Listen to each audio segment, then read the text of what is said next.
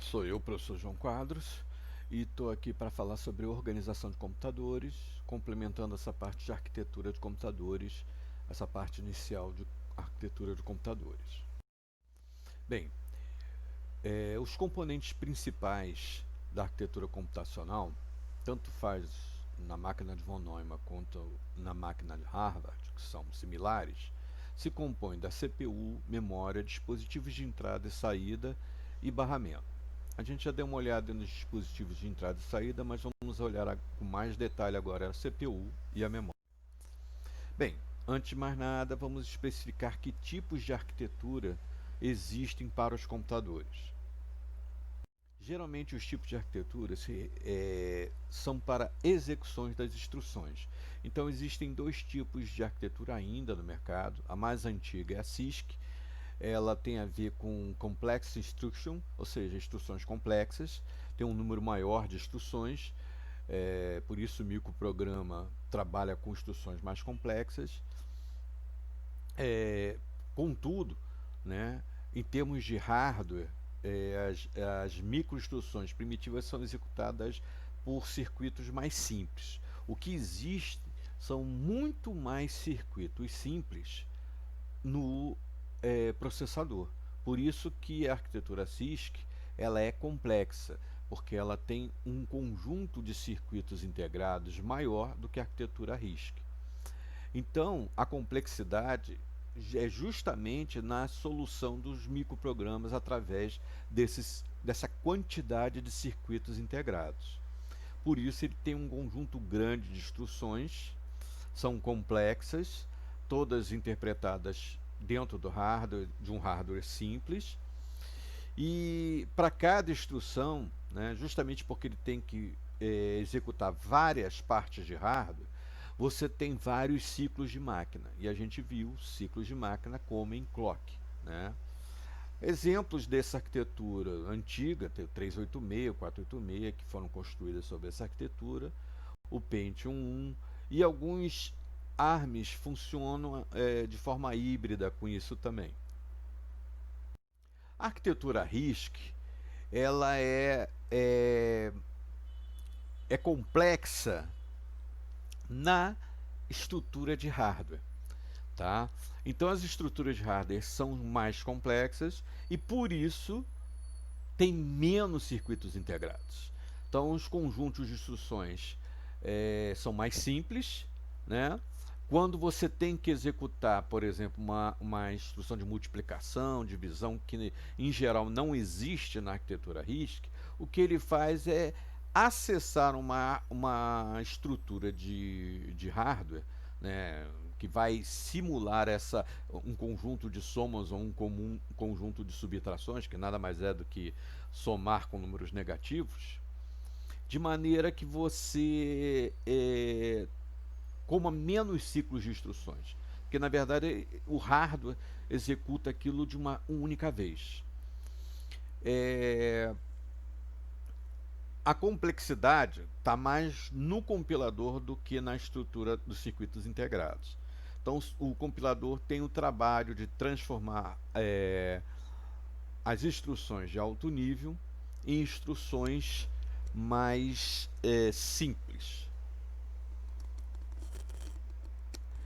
Por isso, existe um conjunto pequeno de instruções executadas pelo hardware também, e a primeira de todas as famílias, né, que usou quem criou essa arquitetura RISC foi a Motorola com a introdução do 68000. A maioria dos microcontroladores funciona com essa arquitetura. Os microprocessadores Intel, AMD e os microprocessadores controladores ARM, eles usam uma arquitetura chamada CRISC, né? Tem instruções complexas, mas o hardware é que executa essas instruções com hardware com circuitos integrados mais elaborados para reduzir a quantidade de circuitos integrados para execuções de instruções dentro do chip, tá certo? Bem, todas as instruções são executadas pelo hardware, né? Os circuitos integrados vão, na verdade, é, executar todas as instruções. O que você tem é a maximação da taxa de execução de instruções dentro do circuito, o que reduz o tempo de uso de clock, você usa menos clock, uma facilidade das instruções. Você tem referências a instruções apenas de move, de load, store para associar a memória. Usa muito o acumulador, tá certo? E você também tem muitos registradores, mas a ideia de muitos registradores tem a ver, primeiro, com os registradores dentro da CPU. Né? É como se você botasse uma memória RAM dentro da CPU. Mas também você tem um mapeamento para a memória principal bem estabelecido através de circuitos de acesso direto à memória, que reduzem também o tempo de acesso à memória para instruções e dados, e com isso reduz o clock também, o tempo de uso de clock. E a ideia é que você use o mínimo possível da memória principal em termos de ida e volta. Então, o que você faz? Você usa os circuitos de acesso direto à memória e, acoplados a ele, você usa os circuitos de cache dentro da CPU. Para quê? Para você carregar da memória para a CPU um conjunto de instruções que você vai mais acessar e com isso reduzir o tempo de acesso à memória, porque o tempo de acesso à memória é o maior tempo de execução de uma instrução. Porque a memória, ela não funciona com o mesmo clock da CPU. A CPU é mais rápida, mas porque o papel da CPU é executar as instruções. Então é por isso que ele tem que ser rápido. O papel da memória é armazenar dados e instruções. E por isso ela tem um circuito mais lento em termos de clock. Acessar a memória demora mais tempo, porque os circuitos de memória são mais lentos. Né? Justamente para manter durante a execução do programa aquela informação, para que ela não desapareça, né? Você usa a SRAM do ERAM, Dynamic RAM ou Static RAM, para poder fazer com que aquele número, aquele endereço permaneça acessível durante a execução do programa e só seja modificado pelos sinais da CPU. E isso faz com que a memória necessite de um delay em relação ao clock principal, um atraso. Ela usa capacitores para fazer isso. E com isso o acesso à memória é mais lento. A memória usa o clock associado à memória, a velocidade que a memória funciona é maior do que a velocidade do clock da CPU. Então a CPU é mais rápida. Então quanto mais você jogar da memória para a CPU, melhor vai ser a execução do seu programa, mais rápido os seus processos vão ser executados. Então vamos falar um pouquinho da memória. Isso é um quadro clássico, né? A fonte que eu obtive isso é do Tannenbaum, né? Que é um livro clássico, desde 1980. Tannenbaum escreve sobre arquitetura de computadores até hoje, então são 40 anos de trabalho, né? E essa pirâmidezinha ela se mantém constante, ela é constante no mundo da arquitetura computacional.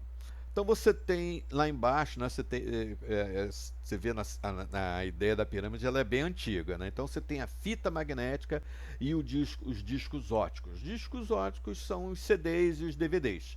Né? Quando os discos óticos a que está se referindo originalmente eram discos mais lentos ainda. CD e DVD são melhorias dessa consideração de discos óticos. E fita magnética, né, dificilmente você vai encontrar uma estrutura computacional que ainda usa fita magnética.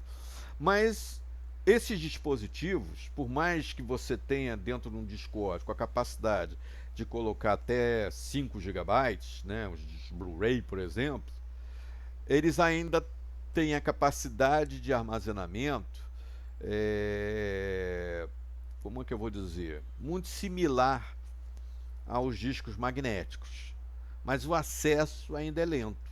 Mesmo com a estrutura de Blu-ray, o acesso ainda costuma ser lento.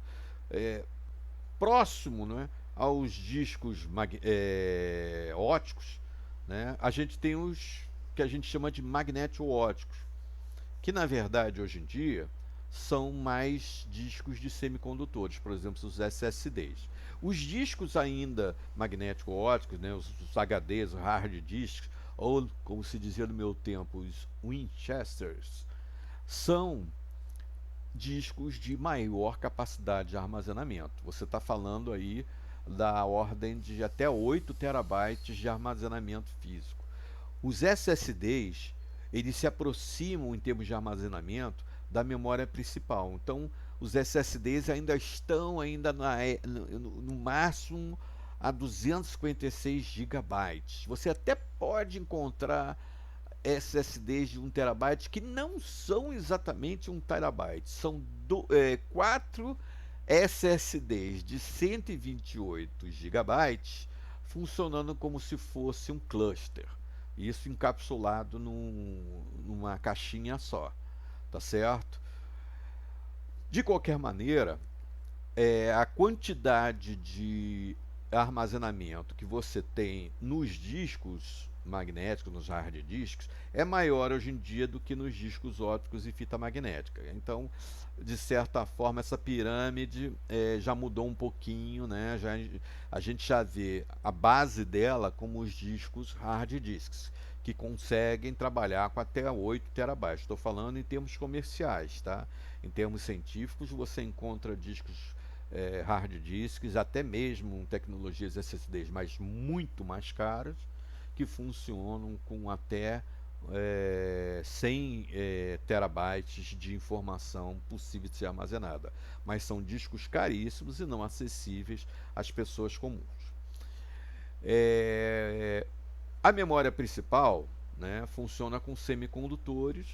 Né? Hoje em dia, a forma de trabalhar com a memória principal, né, a arquitetura, a tecnologia, fez com que o acesso fosse muito mais rápido e ela se aproxima aí de 12 gigabytes, 16 gigabytes de acesso. Né? Também no mundo científico você vai encontrar memórias RAMs de até 1 terabyte, mas o custo é elevadíssimo, tá bom? Próximo às memórias principais são as memórias cachê, que não estão no mundo da memória, estão dentro da CPU. São as L1, L2, L3, né, fazem parte da arquitetura dos microcircuitos da CPU e são justamente aquelas memórias que vão acelerar a execução das instruções na CPU. Porque o que você faz? Você pega da memória principal e carrega nessas cachês para justamente você ter acesso mais rápido a instruções e dados que você executa com mais rapidez. Aí você guarda na memória principal uma cópia, né, das informações do cachê e a parte que você menos usa, que aí, né, não precisa estar na parte mais acelerada, que são as memórias cachês. Né? Já as memórias de rascunho, que são os registradores, tá? Eles não são memória cachê, tá? Eles são registradores. São usados para quê? Para acelerar também a execução de instruções. Né? Eles guardam informações durante a execução do programa. Né? São os acumuladores, os registradores especiais, os registradores de endereço, o Program Counter, o registrador de status. E são esses registradores que fazem o contexto da execução de uma instrução. Tá? Quanto mais memória de rascunho você tiver, mais você pode jogar informações, principalmente dados. As memórias de rascunho são usadas principalmente para dados. Existe memória de rascunho para instruções, né? O registrador de instruções, o contador de instruções, o program counter, que vai apontar para a próxima instrução, né? E os registradores especiais de endereço, tá certo? Que são usados para endereçamento imediato, endereçamento direto, endereçamento por base, endereçamento de pilha. Mas a maioria dos registradores são usados para manipular dados, justamente para acelerar a execução das instruções. Quanto mais alto nessa pirâmide, mais caro é a memória, né? Por exemplo, as memórias de rascunho são circuitos integrados, geralmente flip-flops. Flip-flop não é um circuito complexo, mas miniaturizá-los custa muito. E botar eles dentro da CPU também. Então, eles são um custo mais elevado. É mais caro fazer um flip-flop, né, miniaturizado do que construir um HD de 1 TB, né, do modo magnético ótico, né? Mas eles trabalham com menos dados, né? A maioria dos registradores funcionam apenas com o tamanho da palavra, né? 8 bits, 16 bits, 32 bits e aí por diante. Então, conforme eu falei, os registradores são as memórias de rascunho. Quando a gente chama circuitos latch, são circuitos flip-flops. O acesso é super rápido, porque está diretamente ligado à CPU. No momento que o clock recebe o sinal, que a memória que a unidade de controle recebe o sinal do clock, ele atualiza todos os registradores dentro da CPU. É onde você executa as microinstruções, né? E obviamente a cada clock, conforme eu falei agora, há uma alteração da maioria dos valores desses registradores.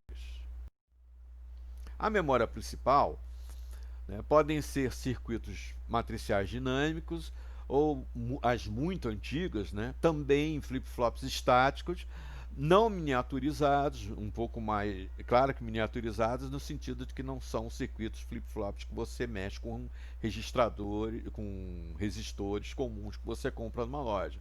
São circuitos integrados, mas não no nível de miniaturização que existe dentro da CPU. E essas memórias DIMM, sim, são muito antigas. Dificilmente você vai encontrá-las. As memórias DDR é que são as mais comuns, são as memórias dinâmicas e funcionam dentro de circuitos matriciais, geralmente associados a um transistor para cada bit, né? A memória principal é onde você vai executar os códigos de operação e operando para cada máquina, para cada microprocessador associado. Tem uma velocidade entre 10 a 1 nanosegundo de acesso, você vê que é bem mais lento do que na CPU. A CPU nós estamos falando de 0,01 nanosegundos, aqui a gente chega até um nanosegundo. E é óbvio que a memória principal também tem uma alta frequência de acesso, menor do que os registradores internos da CPU. Bem, em geral, por questão de criação e de compatibilidade, a memória armazena, é endereçável por byte, tá? Então, cada célula, né, tem a ver com um número X de bytes que ela pode armazenar. Em geral, né, a gente trabalha com 8 bits, né? E se um endereço tem 8 bits, você tem 2 AK endereços possíveis. O que a gente faz não é alterar a memória, as células, mas alterar o registrador de endereço. Então a gente aumenta o número de bits possíveis do registrador de endereço.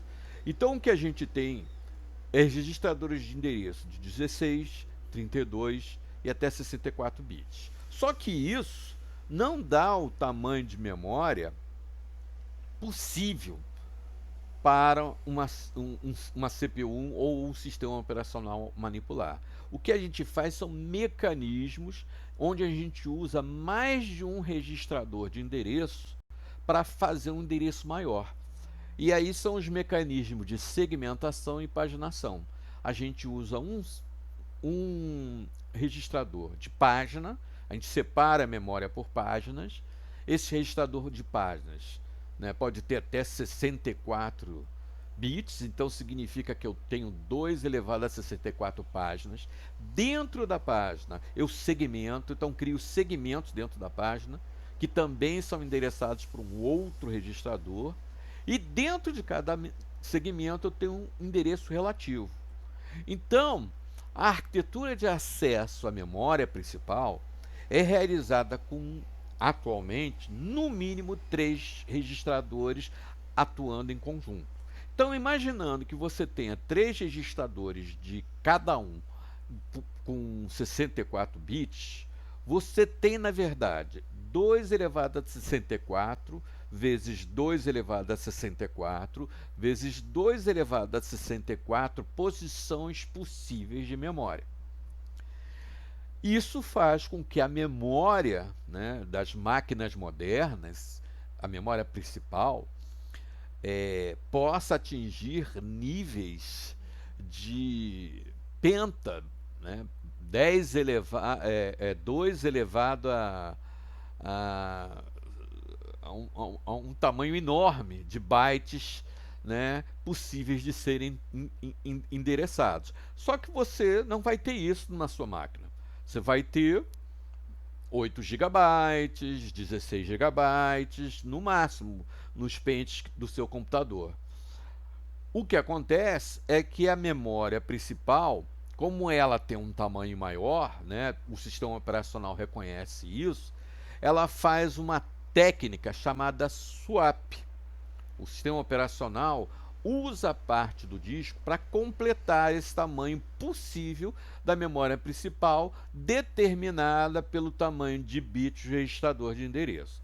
Então, se o registrador de endereço tem 24 bits, significa que eu tenho 2 elevado a 24 posições de bytes, né? Cada posição, cada célula da memória tem um byte, tá? Por determinação de compatibilidade. Então, o que a gente chama de uma posição endereçável na memória é um byte. Isso não significa que uma instrução cabe apenas um byte. Tá? Uma instrução pode comer 2 bytes, 3 bytes. Então, uma instrução que tenha 3 bytes vai precisar de 3 ciclos de instrução para ser executada. Tá bom? Então, guardem isso.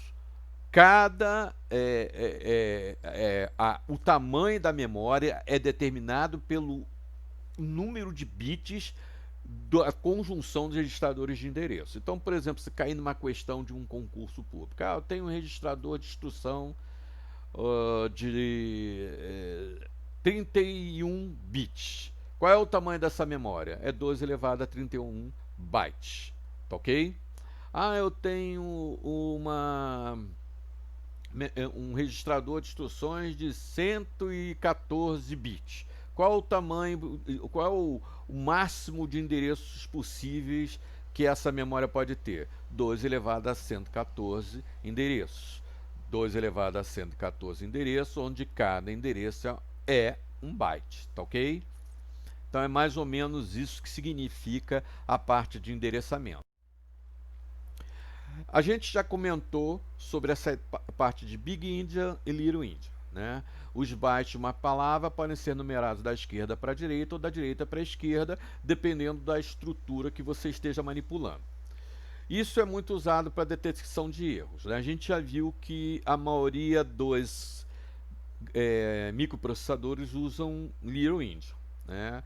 E os microcontroladores costumam trabalhar com Big Endian, sendo que alguns microprocessadores, alguns microcontroladores, principalmente os da Intel, da família 8051, que existe até hoje, funcionam com Little Endian. A memória cache são memórias semicondutoras colocadas dentro da CPU.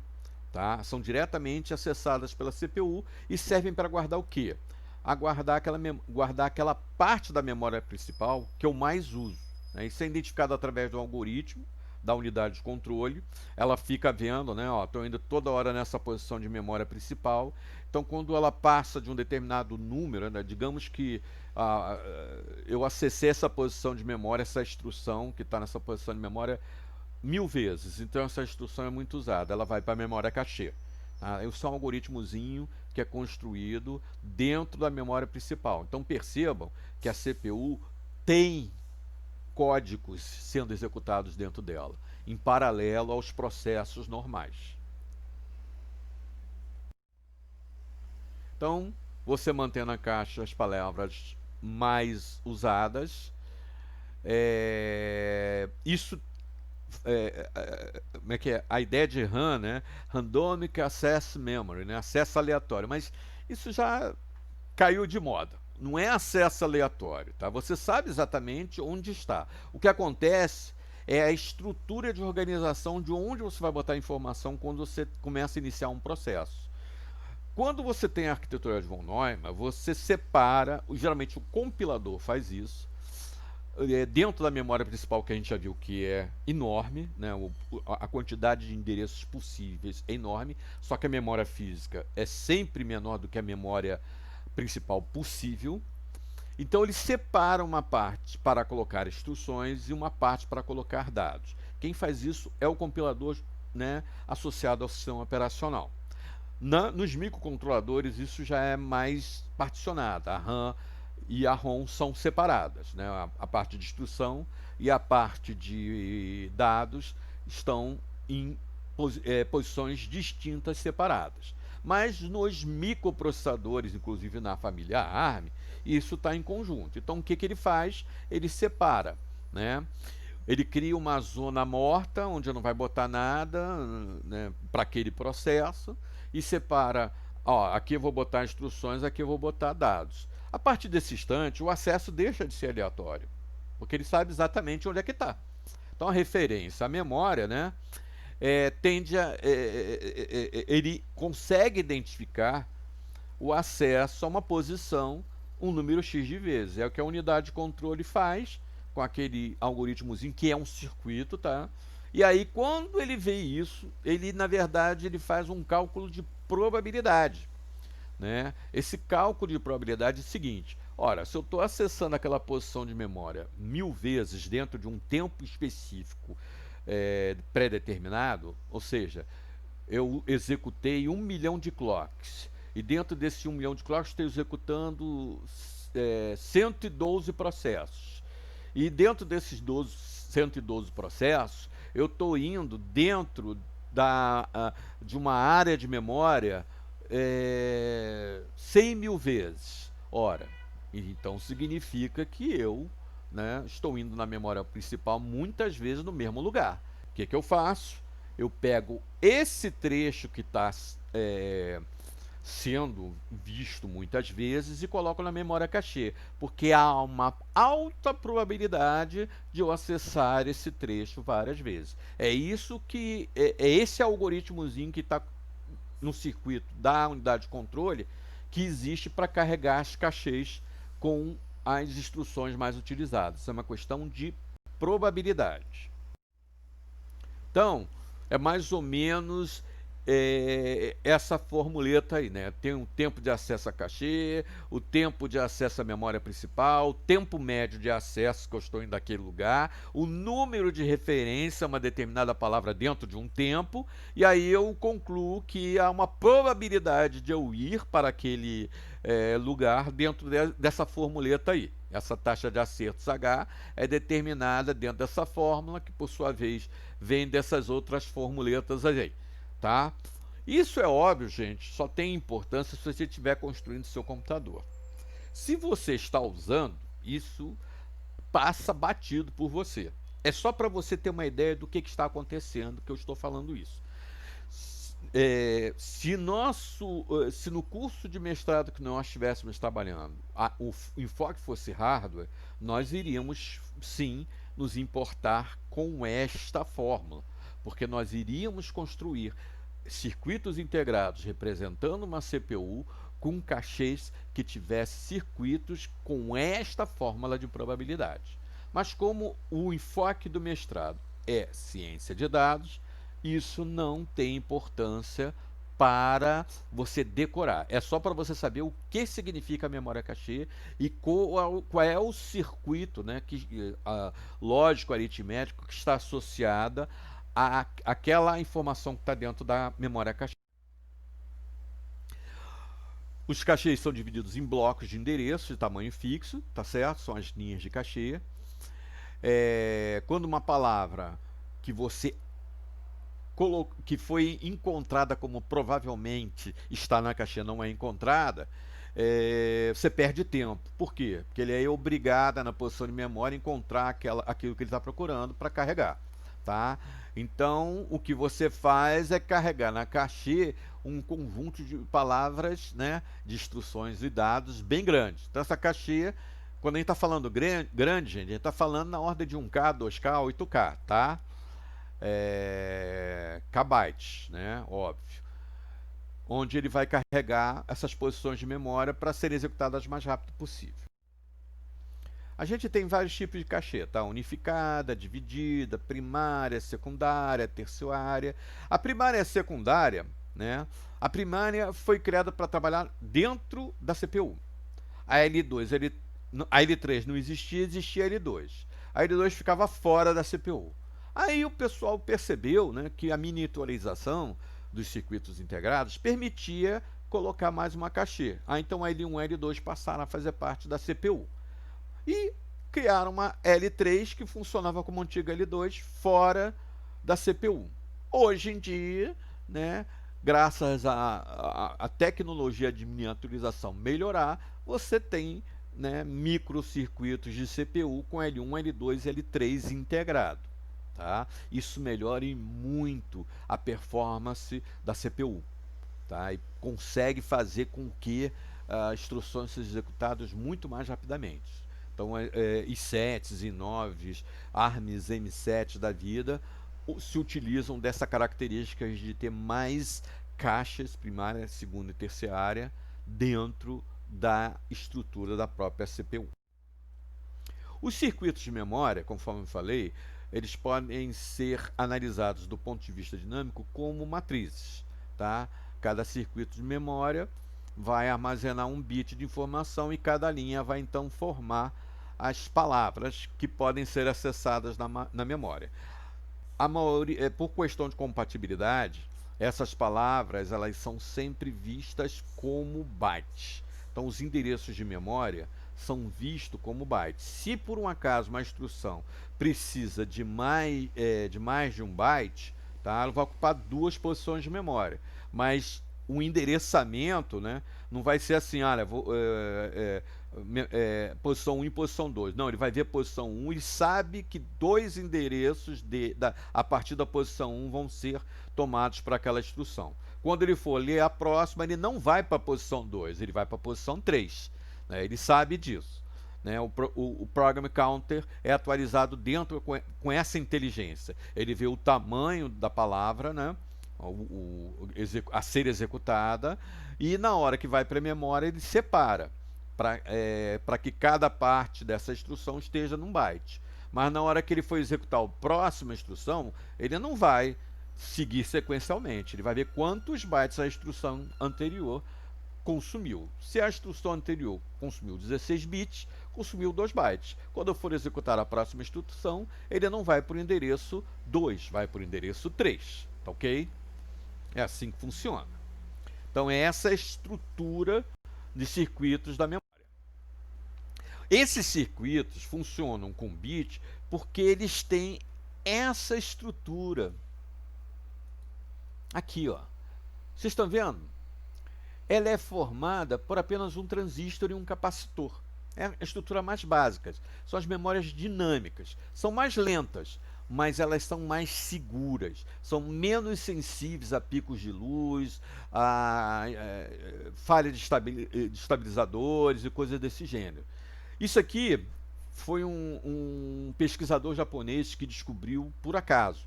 Antigamente, os circuitos de memória eram estáticos e LEDs. Eram flip-flops. Então, um pente cabia 1 mega. O máximo que você tinha num pente era 64 mega. né, na época que eram memórias estáticas, no modelos DIN ou SIM. Imaginar uma memória de 1 GB era algo assim inimaginável. Quando esse pesquisador descobriu que o transistor associado a um capacitor podia funcionar como armazenador de sinal alto ou baixo, ou seja, zeros e uns, e manter esse sinal enquanto houvesse alimentação, aí a miniaturização dos circuitos de memória avançou estupidamente.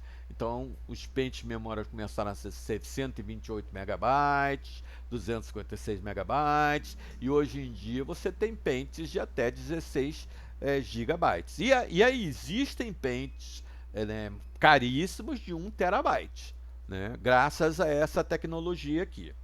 Né? Os valores típicos para esse capacitor estão na ordem de 50 femtofarad, né? 10 a menos 13, 10 a menos 3, 10 a menos 12 farad, desculpe, e tem correntes na ordem de 20 picoamperes, né? Não mata ninguém. Essa é uma evolução, né, do circuito associando-se dois capacitores. Nisso aqui, com essa estrutura, resolveu um problema da lentidão da estrutura anterior. Esse aqui é mais rápido, menos lento do que a estrutura que nós vimos anteriormente. Cria uma tensão intermediária e facilita o acesso. O problema do outro carinha é que você tinha que paralisar, dar um delay para o sinal ficar mantido e o capacitor poder ser carregado. O que você faz agora é usar um capacitor para carregar esse sinal de linha. Então você não precisa mais ter esse delay. Então isso faz com que esse sistema seja mais rápido, né, tenha uma velocidade de acesso mais rápido do que o sistema anterior. Agora, em termos de tamanho, não altera absolutamente nada, continua a mesma coisa. Você pode ter circuitos de até 1 terabyte dentro dessa estrutura. Memória física, né? Eu estou falando de memória física. Aqui a gente tem um exemplo clássico, né, também tirado dos livros do Tannenbaum, de uma memória de 16 megabits. E quais são as coisas que interessam nessa memória? Indicação da seleção de linha, indicação de coluna, porque você acessa, né, por bit, né, o sinal de leitura e o sinal de saída. O sinal de leitura habilita escrever na memória. O sinal de saída habilita ler na memória. Então, nesse caso, a gente tem uma memória com 2.048 linhas e 2.048 colunas, teríamos uma memória de 4.194.304 circuitos LED, se fosse na memória antiga, gente. Entenderam? Porque as memórias antigas eram megabyte. Nas memórias modernas, são 4 milhões de transistores. Como é que é? 8 milhões de capacitores, que são um circuito muito mais fácil. Ora, o que antes me exigia, aqui esses circuitos flash comiam 20, 30 transistores. Então, o que antes te exigia 120 milhões de transistores, hoje em dia você faz com 8 milhões de transistores. Então, por isso que você tem uma miniaturização. Por isso que a memória deixou de ser de 16 gigabytes, megabytes para 1 terabyte, né? Então, é por isso que você, hoje em dia, tem pentes de memória muito mais potentes, muito mais volumosos em termos de memória física do que os antigos. Você tem muito menos transistores nos circuitos baseados naquele que a gente viu anteriormente, naquele que só tem um transistor, do que os circuitos LED antigos, que é o que se baseia essa figurinha, que é do Tannenbaum, do livro do Tannenbaum, de 1994. A memória ROM, desculpe, chamada equivocadamente de Read-Only Memory, já que hoje em dia elas já são permitem ler e escrever, também são circuitos combinatórios, tá? Pode ser implementados com portas lógicas, em geral são implementados com portas lógicas e usam, né, essas portas lógicas, elas usam componentes de diodos e resistores. Pode parecer assim, a princípio, que você pensa assim, poxa, diodos e resistores são mais fáceis de se construir do que um transistor, né? Transistor, na verdade, nada mais são que transfer resistors, na transferência de resistência, que tem a ver com circuitos de diodo, né? Então você pode pensar a princípio que esse circuito é menos complexo, mas não é. Ele é um circuito mais complexo. Qual é a vantagem dele em relação a ter um circuito de transistor? Ele é mais rápido, muito mais rápido, tá?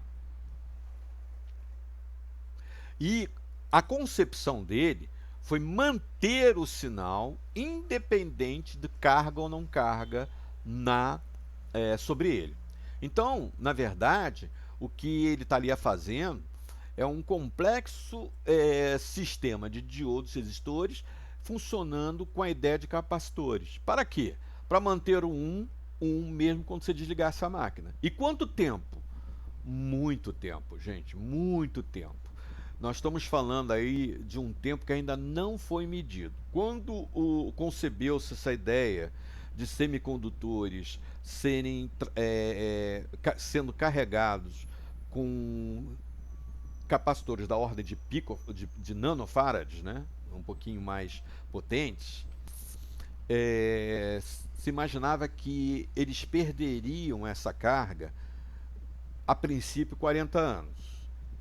Para vocês terem uma ideia, existem os transistores, os circuitos feitos com transistores, feitos em 1948, para simular uma memória RAM, ainda tem os valores armazenados. Isso faz com que nós estejamos falando de um tempo de armazenamento entre 48 e 2020.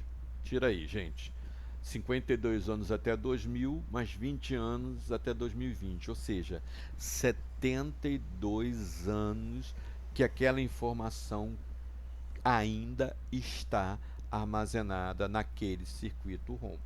Por aí tu tem uma ideia do quanto tempo pode durar uma informação armazenada dentro de uma estrutura de circuito como essa. Por isso que as memórias ROM são caríssimas em relação às memórias RAM. Porque, né, você não vai comprar uma memória ROM tão cedo. Bem, eu falei que as memórias ROM concebidas, né, a gente já comentou um pouco sobre isso, né, que elas eram gravadas por fabricantes. Depois os caras viram que isso era muito caro e resolveram passar para o usuário gravar apenas uma vez. Mas aí viu que isso também não compensava, porque gravou uma vez, jogava fora. Você então começou a trabalhar com erase, quer dizer, programável, capacidade de apagar. São as EPROMs. As EPROMs são transistores MOSFET, na verdade especiais, que funcionam dentro daquela ideia de diodos e resistores. São transistores bem menores, dotados de uma porta, de um gate flutuante. E para gravar você simplesmente aplica um potencial mais alto entre o dreno e a fonte, coloca ali um capacitor e fica guardado aquele treco.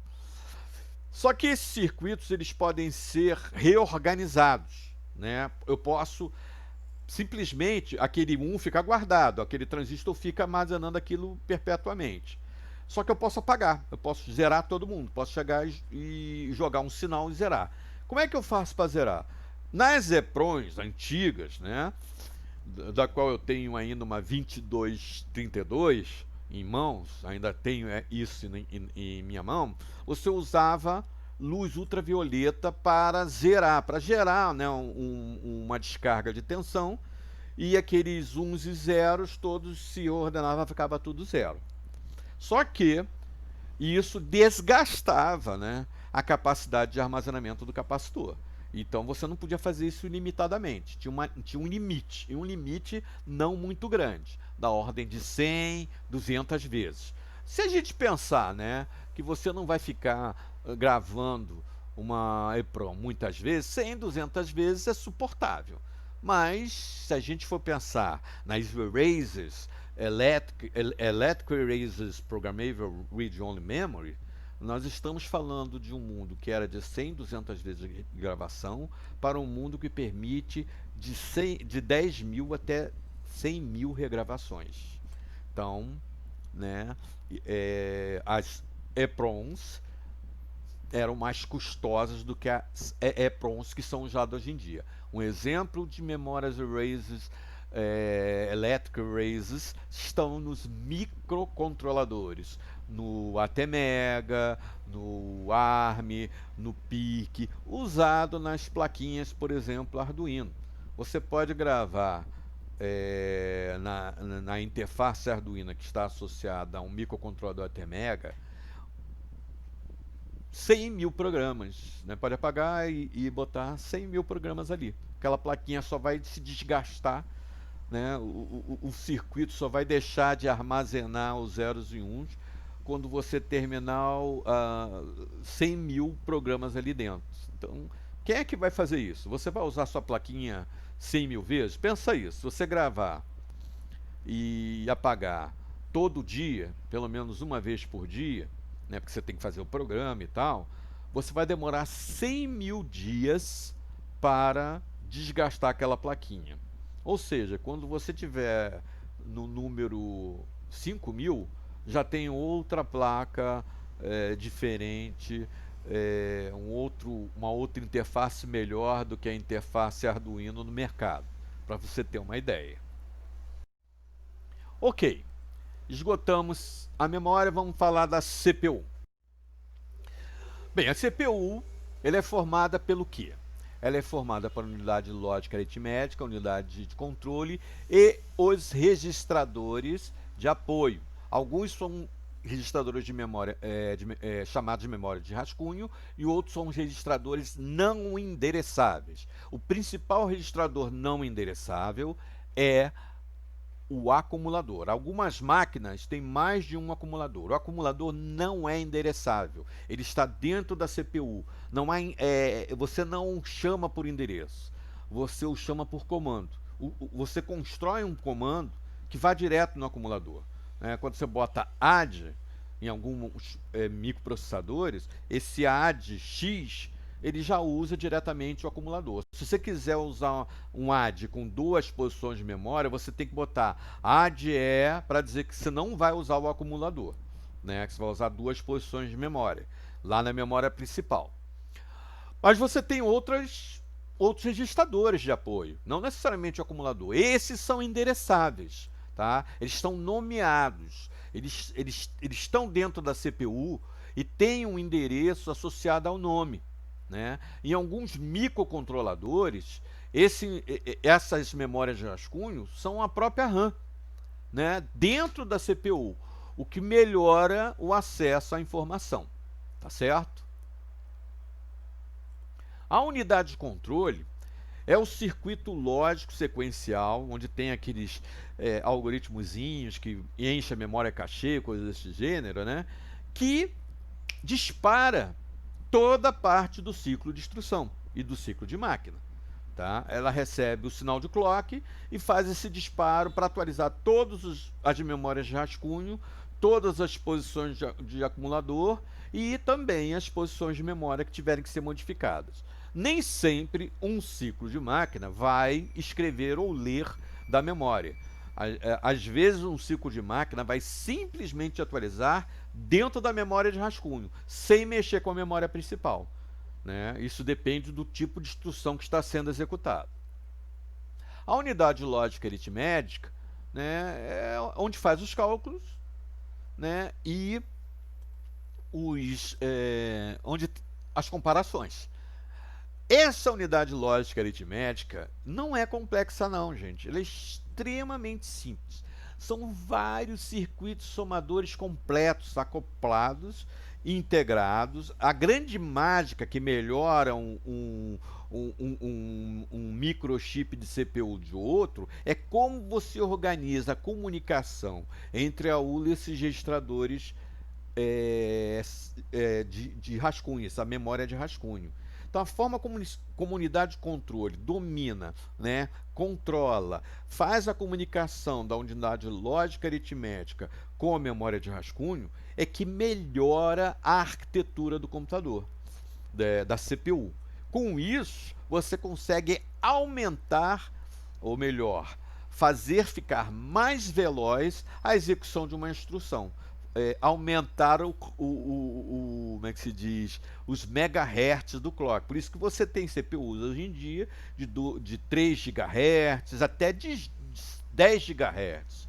Né? Justamente porque a arquitetura que faz a conversa da ULA com as memórias de rascunho, né? Ou seja, desses circuitos somadores, desses milhares de circuitos somadores completos que estão aqui, se comunicarem com esta memória de rascunho que são LEDs, né? Você melhora essas linhas de comunicação, né? Você melhora a velocidade, você faz a velocidade de execução você ficar bem menor e por isso você aumenta o gigahertz do clock, tá ok?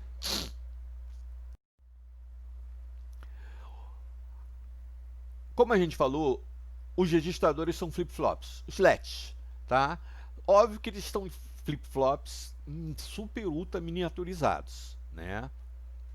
E essa ideia é que eles fiquem próximos da ULA. Né? Quanto mais próximos da ULA e quanto mais eu criar circuitos que façam a ULA e esses registradores de rascunhos se comunicarem, mais rápido é a execução das instruções. Então aqui a gente tem um exemplo do clock funcionando, né? Então a gente tem um armazenamento de um bit, geralmente os LEDs funcionam com bit, e aí o clock funciona para limpar, para guardar o dado, para gerar uma carga e assim por diante. Um registrador, ele se compõe de vários LEDs. Nesse caso aqui, é um registrador de 4 bits. Se eu quiser um registrador de 8 bits, eu vou construir 8 desses circuitos. Os sinais são esses aqui, né? Se eu qualquer sinal na linha C1, C0, mantém o conteúdo que está no LED. Assim como também o sinal 00. O sinal 01 altera o conteúdo do registrador fazendo o deslocamento do sinal que esteja aqui. Se aqui está 0, ele passa a vir para cá, e o sinal de 2 vai para 1 e assim por diante. Se eu botar 1 na linha C1, é o contrário, ele desloca do LET 0 para o LET 3. E se eu colocar 1, ele então altera todos os valores, né? Ele permite, ele não faz o deslocamento. Todos os LEDs são alterados, tá ok? Simultaneamente ou paralelamente. Enquanto botar 1 na linha C0 ou 1 na linha C1, altera apenas um LED e vai transmitindo a informação para os outros.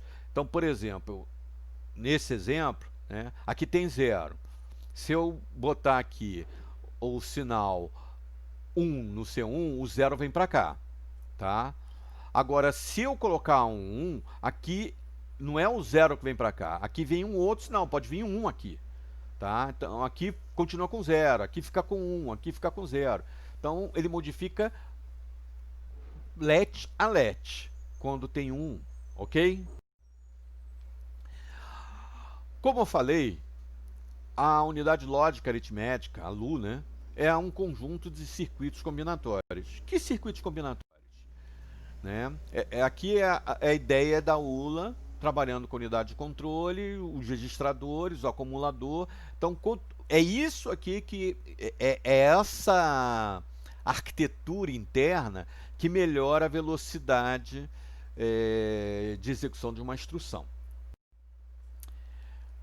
Aqui, né, a gente tem aquela ideia que a gente viu, né, da linha de fluxo, né, de alteração. Esse é o circuito somador completo, tá bom? Esse é o circuito principal de uma ULA. A ULA é formada de trilhões desses circuitos, né, que funcionam bit a bit. O funcionamento dele é simples. Você tem A, B, C in, C out, US. Então, para cada conjunto de 2 bits, você vai ter uma saída. Dependendo de como você reorganizar essas portas lógicas, essa saída pode significar uma subtração, pode significar uma soma, né? E aí, você combinando, você pode ter multiplicação, divisão, comparação. Esses CIN justamente são os sinais que vão vir de outras operações de bit a bit. E o cout é o sinal que, além da resposta da operação, o sinal que excede. A gente sabe que a operação binária, né, 1 em 1 é 10. Né? E se a gente está trabalhando bit a bit, não dá para botar aqui no ES 10. Então tem que vir 0 aqui e 1 aqui. Então esse circuito ele trabalha com isso. E aqui, por exemplo, você está vindo um aqui, para o próximo circuito, ele vai jogar esse 1 aqui no CIN. Então esse é o carry in, esse é o carry out. Esse é o que excede, esse é o que vem excedido de outra operação. Esse circuito ele é para executar bit a bit. E ele é o principal circuito na ULA, tá? Ele é o principal circuito da CPU. Né? O circuito de controle é complexo. O circuito da ULA é simples. São trilhões desse cara. E o que faz a velocidade da CPU ser eficiente é a comunicação através da unidade de controle desses circuitos que pertencem à ULA com os circuitos LET que constroem a memória de rascunho. Quanto melhor for essa interação, mais rápido é a CPU. Aqui a gente tem a tabela verdade desse circuito somador completo, tá ok? Então vocês podem dar uma olhada e ver, né, se a entrada A for 1, B for 1, o C e o serin for 0, a entrada S, a saída S é 0 e o carry out. Agora, se você tiver o A com 1, o B com 1 e o CIN, quer dizer, veio 1 de outra operação, você vai ter a saída 1 e o carry out de 1, que dá 11, né? No mundo binário. Estudem um pouquinho, vocês vão entender. Peguem lá o exemplo lá do circuito e confirmem, né? Joguem 0 em 1, façam a brincadeira e confirmem essa tabela de valores aí. Bem, então agora a gente saiu da ideia onde a gente via a CPU, memória e os dispositivos de entrada e saída em separado. Aqui a gente já tem a coisa mais explicitada. O que é a CPU? ULA, unidade de controle e a memória de rascunho, registradores. O que é a memória? Né? A memória pode ser a memória principal, a memória física principal. Né? Aqueles pentes de memória, com ROM também. Você tem a memória de apoio, que são os discos de apoio, né? USB, no modo com a conexão USB, né? Os flash drives, os pen drives, os SSDs, etc, etc. E você tem os dispositivos de entrada e saída, vídeo, teclado, mouse, impressora, rede, microfone, áudio e assim por diante. Isso aí não mudou. Scanner, tudo isso ainda continua desde o tempo do senhor Tannenbaum, lá de 1984. Ok, aqui a gente está vendo que existem alguns registradores que a gente vai ver mais adiante específicos. A gente tem a ideia de conjunto de instruções. Então são as instruções disponíveis para a linguagem máquina, para a máquina virtual. Né? No mínimo 20, no máximo centenas de instruções, dependendo do tipo de processador. Os dois registradores que trabalham com isso é o Program Counter, que é o registrador que indica qual é o próximo endereço a ser executado. Ele trabalha junto em algumas microprocessadores com outro registrador chamado o registrador de instrução, que contém a instrução que está sendo executada. O contador de programa mostra um endereço. O registrador de instrução, ele tem a instrução, tá? Ele não tem um endereço, tem a instrução. Você tem um outro registrador que é o registrador que tem o endereço da instrução que está sendo executada, que não é o Program Counter, tá? É um outro registrador de endereço da memória, que em muitas arquiteturas é o próprio Program Counter, em outras arquiteturas ele é separado. E o Program Counter e esse registrador de endereço de memória, eles, na verdade, determinam o tamanho da memória. A gente vai ver mais adiante, tá ok? Então, a gente tem os seguintes registradores. A gente tem o contador de instrução, que indica o endereço que vai ser a próxima instrução executada. O registrador que recebe essa instrução, né, que vai receber essa instrução, ele não é um endereço, tá? Ele é a própria instrução. O acumulador, que é o registrador de dados da memória, ou seja, é o principal registrador da CPU que trabalha com dados, e este registrador, que é o registrador que determina o tamanho da memória, o registrador de endereço da memória. Esse registrador, ele vai os bits dele determinam o tamanho da memória. Então, se o meu RAID tem 23 bits, a minha memória é 2 elevado a 23 bits, é o tamanho máximo da memória. Em geral, o RAID não é único. Ele tem o RAID relativo, o RAID de segmento e o RAID de página. Então, quando a gente está falando do tamanho máximo de memória física, é uma combinação desses três registradores de endereço da memória. Você tem a parte de paginação, você tem a parte de segmentação e dentro de segmentação o endereço relativo.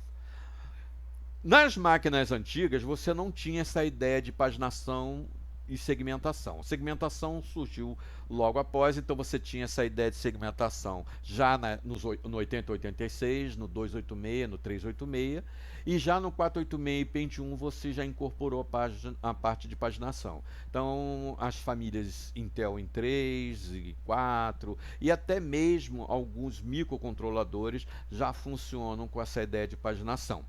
Então, o registrador de endereço de memória, né, o conjunto desses registradores vai determinar o tamanho da memória física. Tá? O registrador de instrução determina qual a instrução está sendo executada, tá?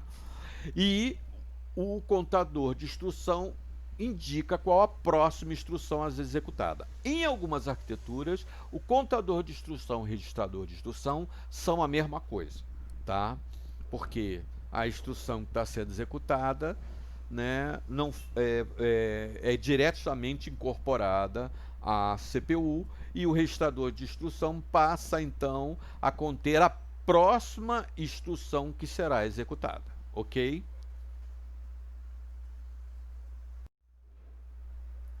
O ciclo de máquina, né, a gente não falou muito dele, mas vamos falar de novo. A gente só viu a parte de clock dele. Ele funciona segundo esse algoritmo aí. Primeiro, a leitura dos registradores que tem a ver tanto com a instrução, o endereço de instrução, o endereço de dado, qual a instrução e qual o dado, tá certo? Aí você escreve nesses registradores que vão servir como entrada da unidade lógica aritmética. A unidade lógica aritmética, através do sinal da unidade de controle, vai executar a instrução de acordo com o que ela é. Se é uma soma, uma subtração, etc, etc. Tudo no computador é soma, tá, gente? Todas as operações são soma. Até mesmo mudar de uma posição para outra na memória, carregar ou ler da memória, são somas, tá? Os circuitos somadores que estão por trás disso. O resultado então escrito nos registradores, né? Também pode servir como saída. A unidade de controle então lê esses registradores e atualiza os endereços dentro da própria memória de rascunho e na memória principal. É mais ou menos assim que funciona. O ciclo de busca, né, envolve o Program Counter e o registrador de instrução, né, se o registrador de instrução for usado para armazenar a instrução a ser executada. O Program Counter, uma vez que ele lê que o programa, que a CPU executa, pega a instrução a ser executada, o Program Counter automaticamente pela unidade de controle, ele aponta para a próxima posição. Aí acontece aquilo que eu falei para vocês. Se a instrução come 2 bytes, ele vai aprontar não para o próximo byte, mas 2 bytes posterior. Tá? A unidade de controle identifica a instrução e verifica se há operandos. Se tiver operanda, o ciclo de busca continua, ele não termina. Ele vai buscar os operandos. Pode ter 1 operando, 2 operandos ou 3 operandos. Tá? Buscou os operandos, atualizou os registradores, executa o ciclo de máquina. Tá? Então o ciclo de máquina está dentro do ciclo de busca. Ok? Então isso perfaz o ciclo de instrução completo. A busca da instrução mais a execução da instrução. Tá? Então isso aí é um fluxograma, né, que identifica, né, o ciclo completo de instrução. Busca instrução, incrementa o cortador de instrução, que é o Program Counter, decodifica, né, o tipo de operação, se precisa de operando, enquanto não tiver terminado o último operando, ele vai buscando, buscou todos os operandos, executa, faz o ciclo de máquina, né, e vai para a próxima instrução e restarta o ciclo de instrução. Então, o ciclo de instrução ele envolve o ciclo de busca e o ciclo de execução, que a gente chama de ciclo de máquina. Em termos de interpretação, um software interpretador, que hoje em dia é muito representado pelas linguagens tipo Java e Python, principalmente a Python, ele deve prever a simplificação e redução de custo. A ideia é o seguinte: o interpretador, ele vai, na verdade, seguindo essa ideia que está por aí, ele vai, na verdade, conter todas as instruções já codificadas, né? E o que acontece é que quando você escreve uma instrução, por exemplo, A igual a mais 1, o interpretador ele já carrega diretamente para aquela instrução, sem precisar de compilação, todos os comandos assemblies associados àquele microprocessador, aquele CPU, já carrega todas as instruções já devidamente arranjadas com endereço de memória, então manda despachar isso direto para a CPU. Isso economiza tempo, né, para o sistema operacional. Mas uma outra melhoria é o seguinte: as estruturas dos interpretadores, tipo Python, Java, permitem que você faça um código, entre aspas, executável, que possa rodar em qualquer máquina, né? Então você faz um código de Java na sua máquina Intel com Windows 10, e ele gera um código que não é exatamente um executável, é um pré-executável. Então, esse pré-executável ele é executado na sua máquina Windows. Você pega esse pré-executável, bota numa máquina Linux, vai ser executado. Você pega esse pré-executável, bota no Android, vai ser executado. Você pega esse pré-executável, joga num outro sistema operacional qualquer, que existem outros sistemas operacionais além do Windows e do Linux, acreditem, mas são em ambiente de pesquisa, e você vai executar também. Por quê? Porque você tem o que a gente chama de máquina virtual.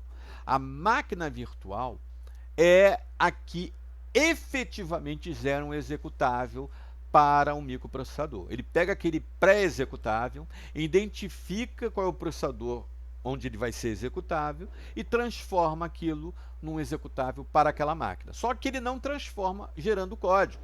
Ele joga direto na CPU, sem interfacear, sem jogar esse código no seu disco ou na memória principal.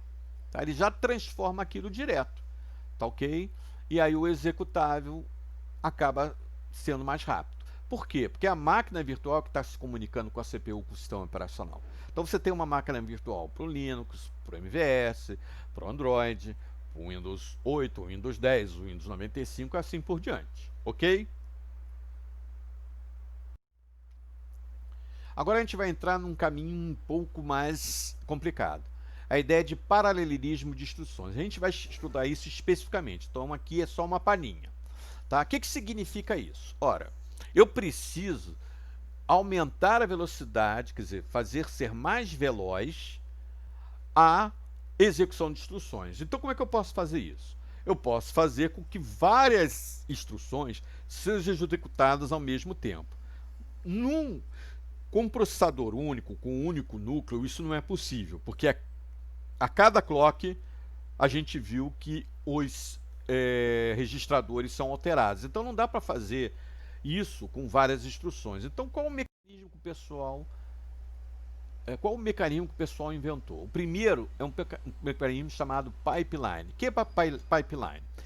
Você constrói vários núcleos ou vários circuitos dentro da unidade de controle, e esses circuitos eles fazem o seguinte: cada um deles vai executar um passo. Um circuito executa a busca, um circuito a busca da instrução, o outro circuito executa a busca de operandos e um outro circuito faz a execução da instrução. Então, com isso, dentro de um mesmo espaço de tempo, eu tenho 3 núcleos trabalhando em paralelo. Isso me faz com que, em um determinado tempo, 3 instruções estejam sendo executadas. Uma está no ciclo de busca da instrução, outra está no ciclo de busca do operando e a outra está no ciclo de execução da instrução. Com isso, em algum momento, eu tenho 3 instruções sendo executadas. Aí, no outro clock, aquela instrução que estava no core 1 sendo buscada, passa a entrar no core de busca de operando. Outra instrução qualquer, entra no ciclo de busca da instrução. E aquela que estava no ciclo de operando passa a estar no core que executa a instrução. Problemas desta estrutura. Se eu tiver um jump, um salto, esse core que busca operando vai ficar parado, junto com o core de instrução. Isso vai gerar um delay. Então, quando você tem um jump, o pipeline não funciona tão bem assim, tá certo? E quando você tem instruções que tem mais de um operando, 2 ou 3, que são o máximo possível dentro de uma estrutura de computador, você para na busca de operando. Então, o pipeline tem esses, entre aspas, defeitos, mas ele já melhora muito o tempo de execução de instrução. O pipeline existe nos microcontroladores. Todos os microcontroladores hoje em dia têm pipeline, têm estruturas de pipeline, ou seja, tem cores dentro da unidade de controle. Então aqui a gente tem essa ideia, Esses cores da unidade de controle a gente chama de estágio. Então a gente tem o estágio 1 que busca instrução, o estágio 2 que decodifica a instrução, o estágio 3 que busca operando, o estágio 4 que executa a instrução e o estágio 5 que faz a escrita, a atualização de todos os registradores. Isso é uma melhoria do pipeline. Significa que eu posso estar em um determinado momento executando 5 instruções dentro do mesmo clock. Tá? Quer dizer, a gente tem isso aqui, No estágio 1, aqui tem um clock. O primeiro clock tem uma instrução sendo executada, buscada no estágio 1. Agora, no clock 7, eu já tenho uma outra instrução sendo buscada, na busca de instrução, uma outra instrução sendo decodificada, uma outra instrução cujos operandos estão sendo buscados, uma outra instrução que está sendo executada e uma outra instrução que está atualizando os dados. Então, no clock 7 eu tenho 5 instruções sendo executadas ao mesmo tempo. Isso é que faz o pipeline ser bastante vantajoso. A maioria dos pipelines tem de 5 a 6 estágios, tá? O problema do pipeline, como eu falei, se a gente tiver mais de um operando, o estágio 3 vai ser um cara que vai prender. E se a gente tiver um jump, esse link de instruções aqui, antes da busca da próxima instrução, ele vai ficar rodando nisso aqui e vai também criar um delay. Então são os 2 problemas que existem no pipeline, o número de operandos e as instruções de salto. Então existe uma latência, como eu falei para vocês, a latência é mais crítica nas instruções de salto, como está escrito aqui, as instruções de desvio acabam criando uma latência maior, e esse é o problema do pipeline. O que a gente faz para melhorar é criar uma ideia de pré-vetorização. Então, como quem cria problema é a instrução de salto, a gente faz isso aqui, ó.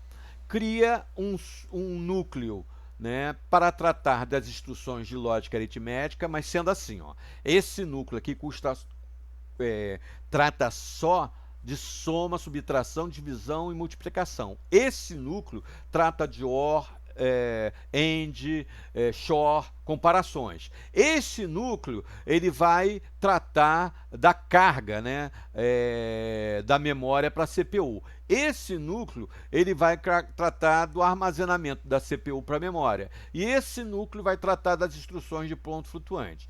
Então, se a gente tiver um caso de salto, isso vai ser resolvido dessa maneira. Então, por exemplo, tem uma instrução de salto. Essa instrução de salto exige várias somas. Então, o que ele vai fazer? Ele vai jogar para cá e ficar jogando para cá enquanto ele está executando outras instruções, né, que não dependem desse salto, como, por exemplo, uma chamada procedimento. Isso é uma melhoria do pipeline. Você usa uma ideia de vetorização.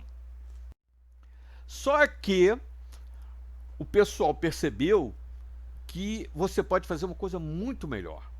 Em vez de você construir dentro da estrutura do pipeline uma vetorização de ULAs, você pode fazer uma vetorização de núcleos, onde cada um desses núcleos tem seu pipeline escalares.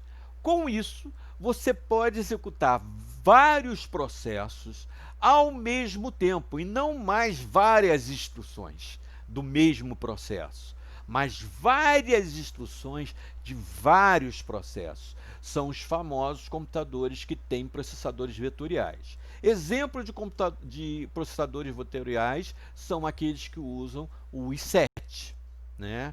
E outros processadores que usam, tem uns i7 especiais para servidores, que são totalmente vetoriais. Nós vamos dar uma palhinha neles quando estivermos falando especificamente de Big Data e processadores vetoriais. Tá?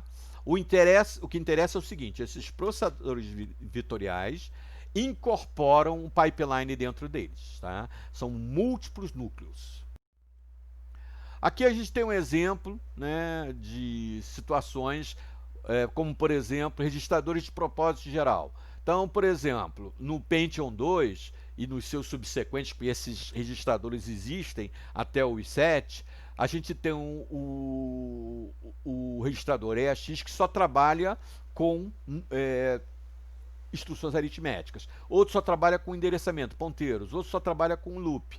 Né? A gente tem os registradores para manipulação de string, registradores para pilha, tá? Registradores de apontadores de pilha geral, registrador de segmento, que vão compor o registrador de endereços, o registrador de contador de programa, que vai compor o registrador de endereço, de status, tá?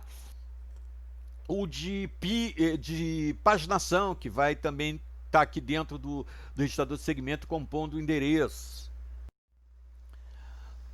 E aí isso redunda nisso aqui, ó. Isso é uma CPU. Tem um L2, né? Tem o L1, né? Dois L1s, a unidade de carregar, olha só, como é que se diz?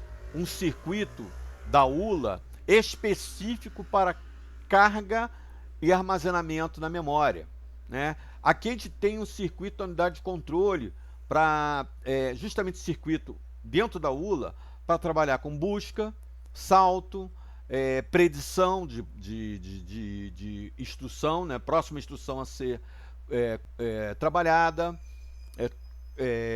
conversão, né? Transformação. Aqui a gente tem uma parte de criptografia para garantir que os dados possam ser criptografados ou tratados de maneira diferente. Então isso aqui já é uma CPU completa. Aqui a gente tem os registradores do i3 e o i7. Além daqueles que a gente viu para o Pentium 2, ele melhora, né? São registradores de 64 bits, então você já tem um outro conjunto de registradores aritméticos, de ponteiro, de multiplicação, de base. Então a gente, segmentos, paginação, né? É, de manipulação multimídia, né? Então, com a melhoria das CPUs, você aumenta os registradores de rascunho que vão trabalhar com a sua com o seu computador. E aqui está um i7, tá? 6 núcleos, né? 4 caches L2, uma cache L3 ainda externa, tá? Na verdade, várias caches L3, tá? Externas ao core, mas não ao chip como um todo. Isso aqui é um i7 completo, tá? E aí dentro desse i7 você tem vários cores, né? Você tem dentro desse i7 um controlador de periféricos específico para essa CPU, tá bom? Então isso melhora muito o acesso à CPU em si. E o LET L3 incorporado. O L1 já está totalmente incorporado. O L2 está incorporado ao core, a ideia do core, e o L3 está encapsulado dentro do todo como um link. Então isso é uma arquitetura de um i3 até um i7 mais antigo, tá ok? E cada um desses cores aqui funciona com a ideia de vetorização. No i7 é vetorização mesmo.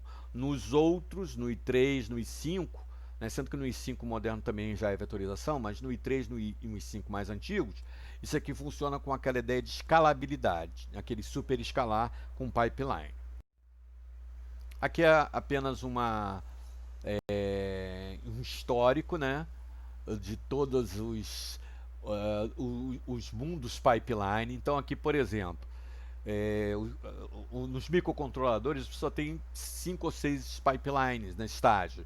Já no mundo dos microprocessadores de alta performance, aqui a gente tem um carinha de 4 GHz, nós temos de 16 a 20 pipelines, alguns até com 31 pipelines, né?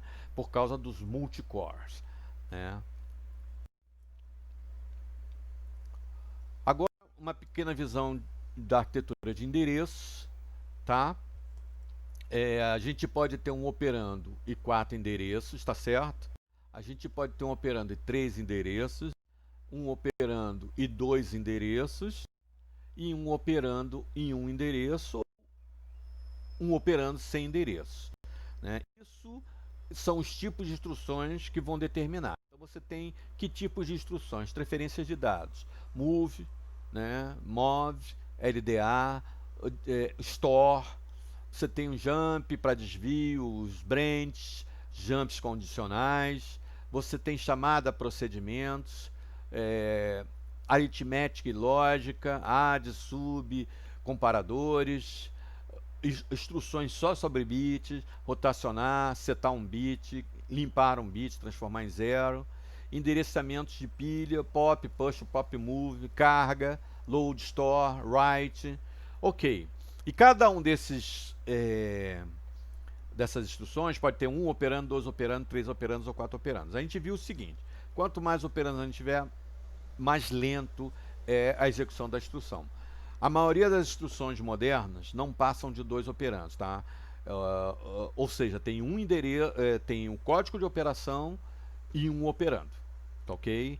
As mais complexas têm um código de operação e 4 operandos, né? Que são os 4 endereços. Essas quase não existem mais, tá? Você ainda vai encontrar algumas com código de operando e 3 endereços, 3 operandos, código de operação e 3 operandos. Vai encontrar muitas ainda com código de operação e 2 operandos. Vai encontrar muito mais ainda de um código de operação e um operando. E algumas poucas com um código de operação só. Isso em termos de assembly, tá? Não vamos focar no assembly aqui, porque o nosso propósito é entender o computador. Então não vamos aprender linguagem assembly. Vamos aprender essa estrutura de saber que tem um operando, dois operandos, os modos de endereçamento, tá? Para a gente poder entender como funciona o computador, para melhor aproveitar ele quando estivermos escrevendo linguagens de alto nível, ok? Então, terminamos. É uma aula longa, peço desculpas, e eu sei que essas aulas longas são ruins de acompanhar, mas é só ter paciência, tá? Vou tentar fazer as outras aulas mais curtas.